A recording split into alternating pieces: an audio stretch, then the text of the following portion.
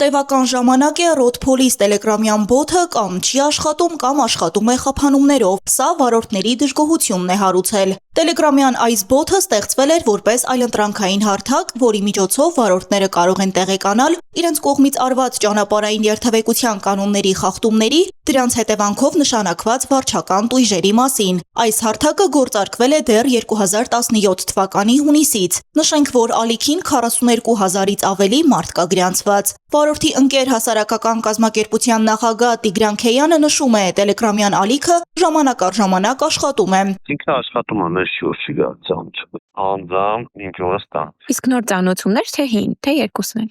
Նոր։ Նոր։ Ինչ է, դիների մասին արդյունքում կտարաչվի։ Որ ծանոթումները ավելի ուշ եմ ստանում, քան այդ SMS ու մեյլային տարբերակից։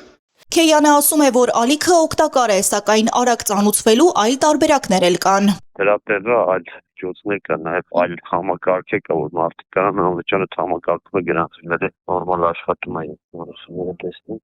այլ ծառայություններ կան, այնտեղ որ էլ է օգտակար։ Վարորդի ընկեր ՀԿ-ի նախագահը շեշտեց, քանի որ այդ համակարգերը կան, տելեգրամյան ալիքը անգամ կարելի է հնացած տարբերակ համարել։ Ռադար Արմենիան մեկնաբանության համար դիմեց նաև ներքին գործերի նախարարություն, որտեղից տեղեկացրին, որ այս պահին առկա են տեխնիկական խնդիրներ։ Այո, տելեգրամյան ալիքի հետ կապված տեխնիկական խնդիր կա,